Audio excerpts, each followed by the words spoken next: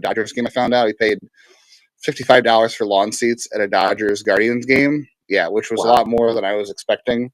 We saw Guardians Royals in Goodyear, which is the Guardians spring training home, and that was like a combined $50 or $60 for good seats. So if you're going to see the Dodgers in spring training, just be prepared to pay regular season prices.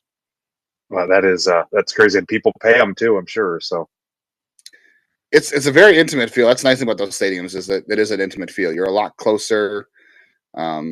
The crowds aren't as big, so things are a little bit better, which is kind of nice. But it's also a good getaway if you're like me and you're from the Midwest and it's cold. It's just a nice haven to go to in the middle of February and March and see some baseball and get away from the snow. Yeah, I noticed for a lot of people too, it's a nice planned trip and destination where, you know, they're going to spring training and they're going to do it up and make a week of it. And I know some people, I hope to go soon. I won't make it this year, obviously, but yeah, people really enjoy it. And I think the biggest thing is the access to the players too. So I'm going to, again, thanks to Dan for setting this up. So I'm going to let Dan hit you with some hard questions and sit back and listen. Yeah. Just another thing, real quick on the spring training. You know, that's something we do every year. We live in San Diego, and being a Guardians fan, that's kind of our most easy and fun access to going to see them play. This year on those backfields, I got to see Clase pitch and Hedges hitting against him, and he had a pop up to center field, and he celebrated like it was the greatest thing ever. And you just kind of really get the feel for a player like him or a player like Miles Straw that aren't necessarily, you know, the big stars on the team, but what they actually are bringing to the team. You kind of see that personality where you might not on a normal game. So while you were there this year, you got to see. Did you get to see DeLauder play? Did you get to see Manzardo? You got to see some of this the next crew coming up, right? Yeah, I think all, if not two of the three games DeLauder was in that I saw. So they were a split squad on Saturday. So I saw DeLauder against the Dodgers on Friday, and then I saw Manzardo, I think, Saturday and Sunday at the two different games. So yeah, I saw plenty of guys because it was still pretty early in spring training. So you got a lot of guys that are playing 2 or 3 innings, 3 at bats, and a lot of the reserves are coming in. So I saw my fair share of prospects, including those two. One of the things that's been kind of, you know, the last few years, you know, they're stockpiling that middle infield talent, and you know, it's a strategy that you can see some real benefit from. But you know, some of the players you kind of hoped would be progressing a little bit more than they have. So when you were there, and I know from some of your writing, there's you know, a couple of those shortstop prospects you favor other than over others. Did any of them stand out as you know, studs for this year's team, or is it still a very frustrating experience watching these guys? I mean, the two guys that are really competing for a job, obviously, and he's no longer a prospect. He's exhausted rookie eligibility. Was Gabriel Arias. So, you know, he and Rookie are kind of battling for that shortstop job, and neither of them have done anything to separate themselves at this point. It seems like Angel Martinez, I don't think is going to make the opening day roster. I, you know, pretty much don't think at all. But he's had a pretty loud camp. Everyone's been talking about him. He's made some adjustments in his swing and his stance, and from last year. I mean, he was really good at years previous. I really liked him. I don't know if he's a shortstop long term, probably more of a second base, third base type. But you know, he is a switch hitter and does a lot of things well, and he has really impressed guys at camp. And good first impression to make. I mean, you got a new manager there, so if you're gonna your first camp, if you're gonna play well, that's what you want to do. Is you want to impress the manager the first time seeing you. So Angel Martinez, among those middle infielders, has had the loudest camp, and of course, you know, Juan Brito's there too, who people are excited about as well, but hasn't quite had. I think so. Martinez has had the loudest camp out of all of them in terms of 40-man guys, but not necessarily 2024 major league impact right now for him. Yeah. Yeah, I mean, I hear about his, you know, how he's been progressing a little bit, and the kind of the reviews of how he's been playing, and it kind of reminds about that progression of Jose Ramirez and how fast he ascended back in 2013 and 2014 when he was making the team. Yeah, Martinez is still a young guy. I mean, he was 20 years old at Double-A. You know, Jose famously skipped high A, which almost never happens. There's a great story behind that as well, but he's just a special player. It's hard to compare anybody else to him. I mean, I know there's people out there that want to compare Juan Brito to Jose, and there's some like small parts of his game you can see he does some of the same things well, but there's nobody on that level. But yeah, Martinez has been really young for every level so far, and kind of like to me, 2020, the missed season because of COVID, and then 2021, Boney went to Akron and really struggled, and a lot of people had kind of dropped him off some prospects list or dropped him on their list. And then 2022, he comes back and obviously is the guy we see now. I think there's some similarities to Angel Martinez there that he, did struggle last year, but I think he's going to come back a lot stronger this year.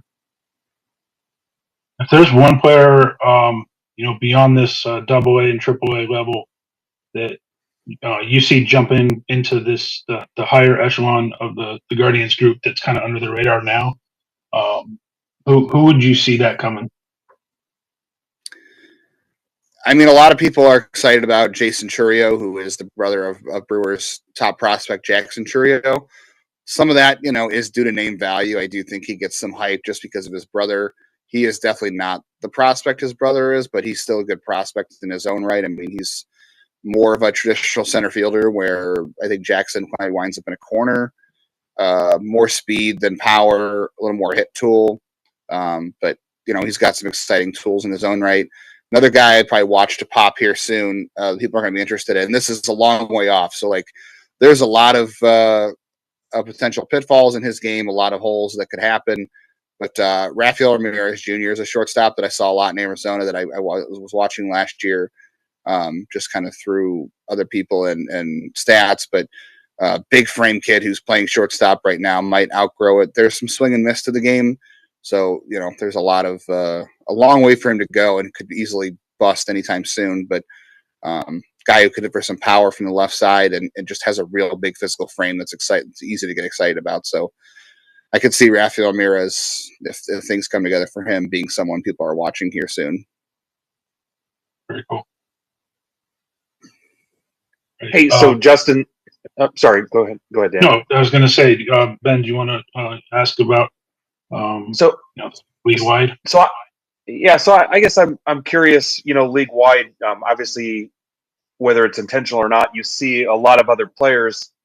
Who are you seeing out there now with any team where he's still flying under the radar a little bit? Not the top big hype guys. Who are you seeing out there you think might have something to be special and possibly gets called up this year, or even makes like an opening day roster?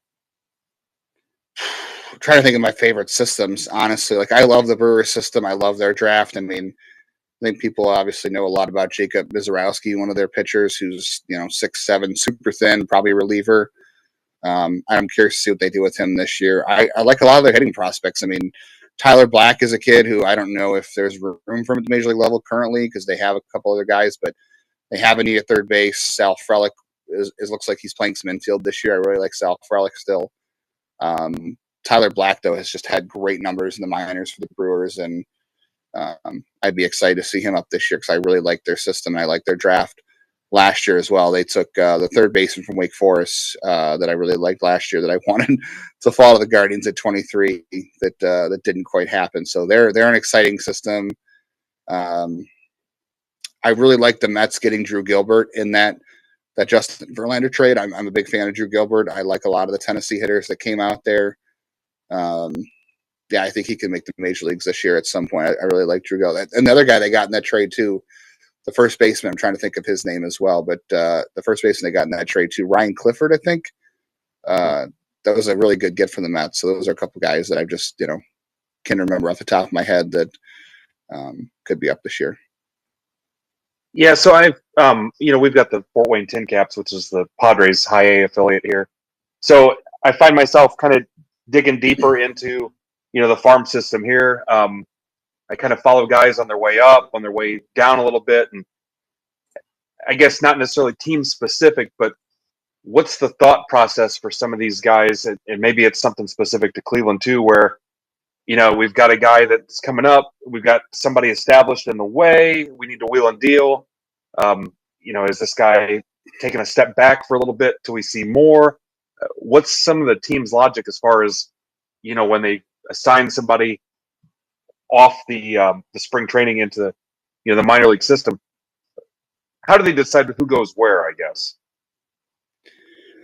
Yeah, it's different for every organization. I mean, I can speak to Cleveland's philosophy a little bit better because I've talked to people in the front office here before and not other places, but everyone's different. I mean, San Diego, if you're looking at them specifically, they're much more aggressive in terms of how they promote guys. I mean, last year you saw Ethan Salas get all the way to Double A, and I'm not sure if this is true or not, but I did hear something about how he had to go to Double A and not Fort Wayne because of some labor laws. Because the guy's only 17 years old, which is wild, so he couldn't actually play that late into the night in Fort Wayne because of some labor laws, which is interesting. Yeah, they're generally more aggressive. I mean, they're talking about guys like Jackson Merrill, who I think has barely been a Double A. I saw last year in High A, breaking camp with the big league roster, and that's because they obviously have a lack of outfield options at the big league level. Cleveland, on the other hand, is more conservative in terms of how they promote guys. I mean, you have to be really special to really be young for your level when they do those sorts of things, and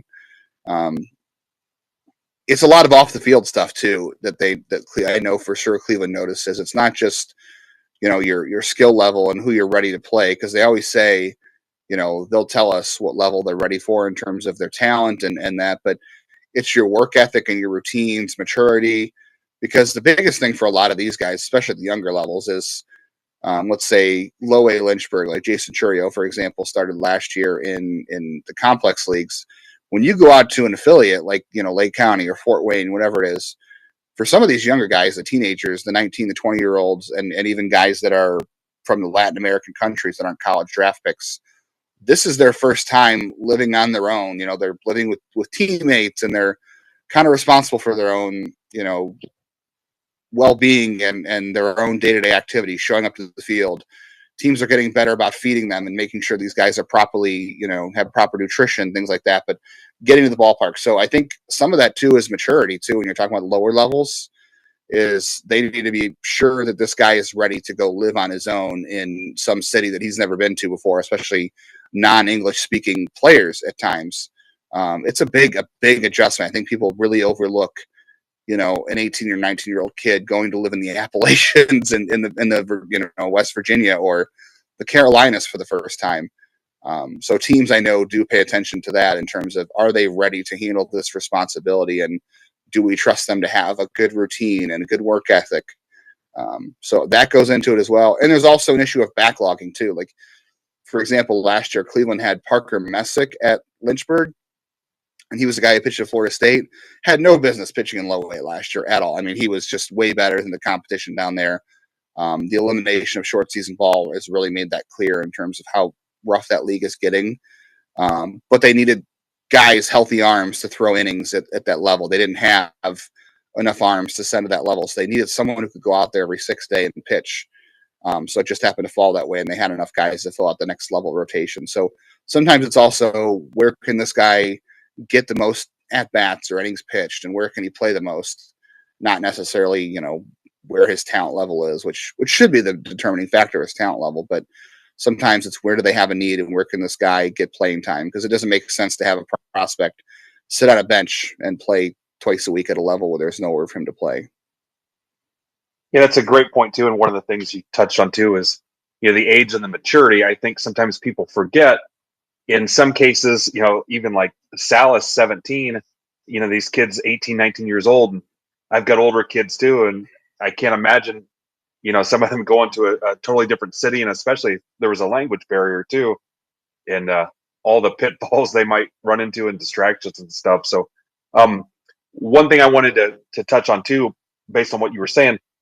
So at each level in the minors, is there something specific that's being worked on?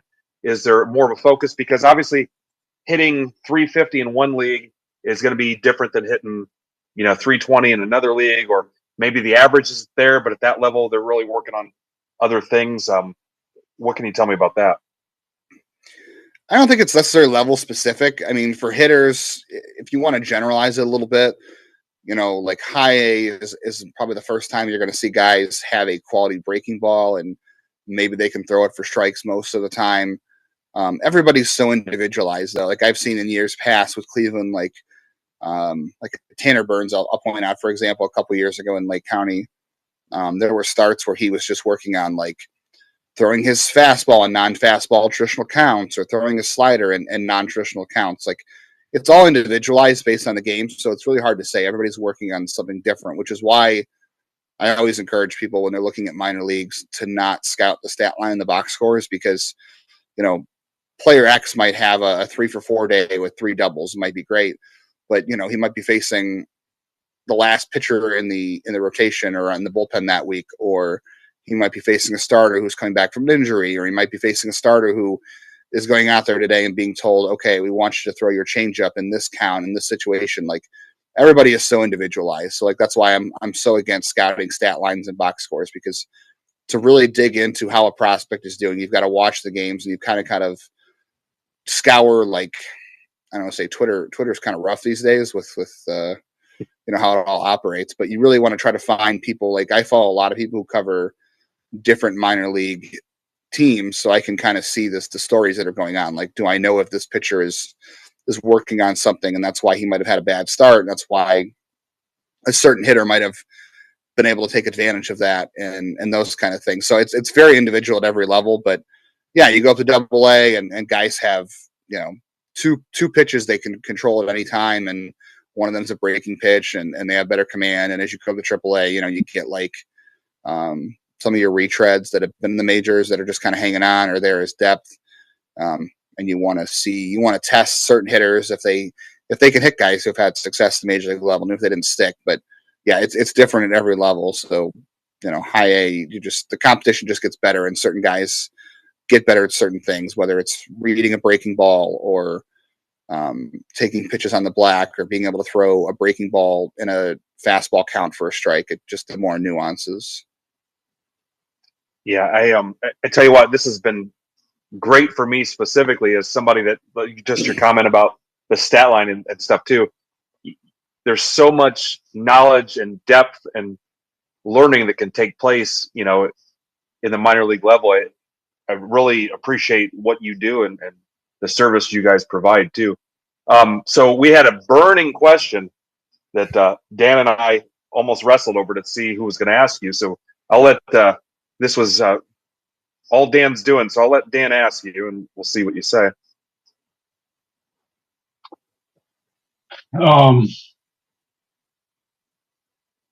Justin, if you had to pick out one player with super loud tools in the Cleveland organization that is going to set the hobby on fire like Ellie did last year, who do you think that could be? Wow. I mean, this is the problem with Cleveland's system, not to like downplay the question or not get anybody excited, but Cleveland tends to collect a lot of hitters that have safer tool sets. Like, there's some high upside guys here, but also like it's a lot of 45s and 50s and 55s. Like Ellie De La Cruz has a lot of 70 and maybe some 80 grade tools. So I don't want to sit here and not excite anybody and say that kind of stuff, that like there's nobody, because there are some guys. But that's one of the things we continue to talk about on our podcast, is just like, this is a system that doesn't have like the loudest of tools. I would say Alex Clemmie is a pitcher who was in the draft last year. I mean, he's got probably a 70 grade fastball, who can throw up to 100, a really nasty breaking ball. But I mean, he's going to be at the complex level this year, and they're going to work on strike throwing. Welbin Francisco is a guy who people think has a really good hit tool, who was at the DSL last year. He should be in the Arizona Complex League this year, so he's someone worth watching of interest. Ralphie Velasquez, who was their first round pick last year, is one of their more, I don't want to say riskier picks, but it's definitely not their typical pick. I think he's got a chance to hit the ball really well and also be a power hitter, to the point where, he was drafted as a catcher, but I wonder if his bat will progress to the point that they will move him off catcher, just because if they keep him a catcher, it'll take longer for him to develop because of the defensive tools he'll need to develop. But, that would be a good thing for Cleveland if his bat took off like that. So those are a couple of hitters, and I said Clemmy as a pitcher. Rafael Ramirez has the physical tools I talked about. I think he's really exciting as a hitter, so I'd be curious to see what he looks like this year. They've been taking some more risks, I guess, in the more recent years with some of their international signings and draft picks, but they do tend to lean more safe, high floor picks. But DeLauder's got loud tools, right? Like people think that he might be a guy who can hit 25 home runs and be a pretty nice major leaguer. I don't think there's no De La Cruz in this system right now. Unfortunately, I'd love to say there was because that would be exciting. I don't see that, but there are guys that could definitely be, above average players as they move up. So that goes into, I think, my last question is, have you ever like when you were getting into this, turn your knowledge and your studying of these players into collecting? Have you been a collector at all? Yeah, I'll buy stuff here and there. I don't really like.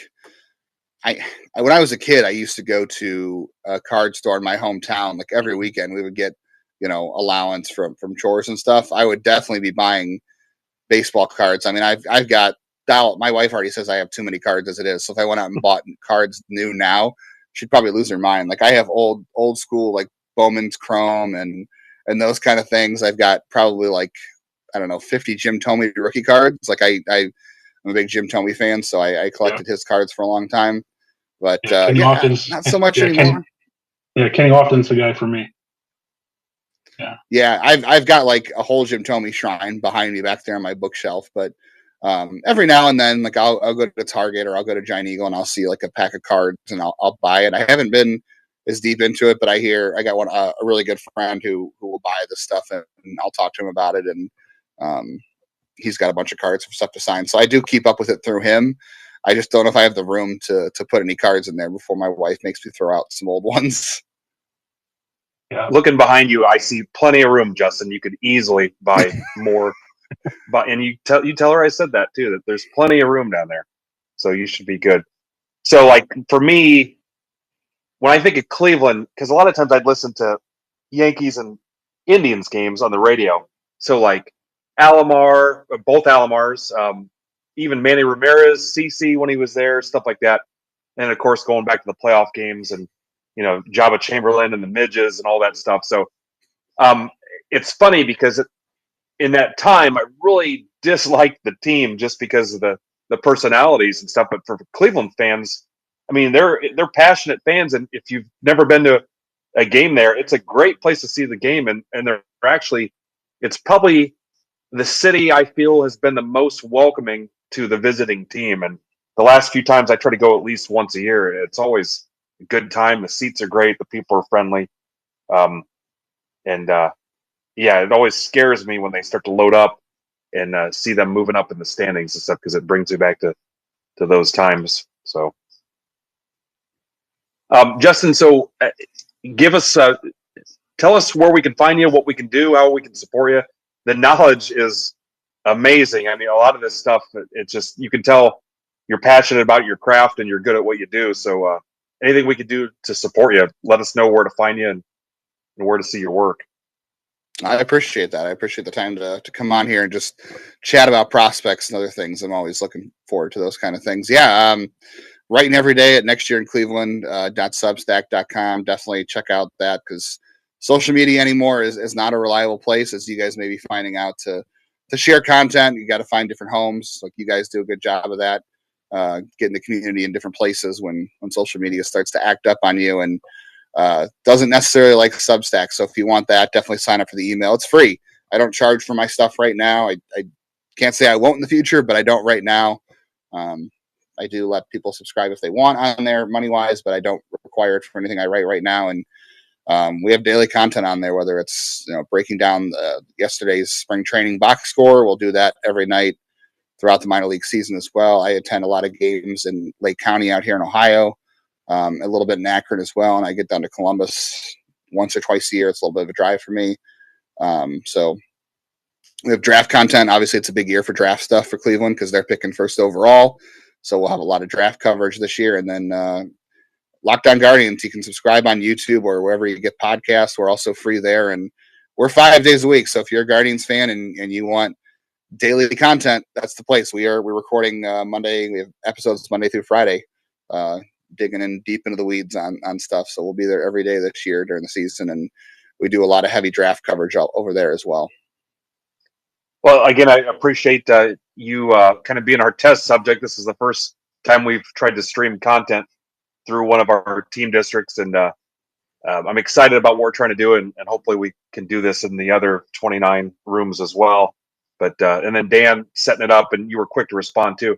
I'll probably ask for your shipping address at some point, because we're going to send you some cards. I'm going to test the boundaries of your wife's patience, and we'll send you some stuff, and you can open up some packs, and nothing crazy. We won't back up a semi or anything. But again, man, I appreciate it, and it's just, it doesn't take long to figure out that, I mean, you really know your stuff, and it's an area that I don't spend a lot of time with. So to hear somebody that's just knowledgeable, with the system from, the bottom to the top. So I certainly appreciate what you're doing, and, the time you've given us today. So continued success, my friend. We've got plenty of Guardians fans in our group. So hopefully we find you some more followers and subscribers and stuff. Awesome. Appreciate it. If anybody's out and Guardians fans are at any minor league games, always happy to chat with people while I'm around there too. So I appreciate you guys having me on. Hopefully I didn't deter you from doing this to the rest of the 29 fan bases. Yeah, I'm more worried about me and Dan than I am you. So your job's safe. It's us. Yeah. And again, thanks Dan too.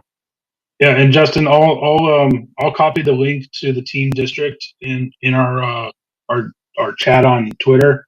And if you want to go in and check it out, become a member of the district and be there for people to chat and ask questions, we'd love to have you there too. Sure, that'd be great. I appreciate it. Always happy to spread the word.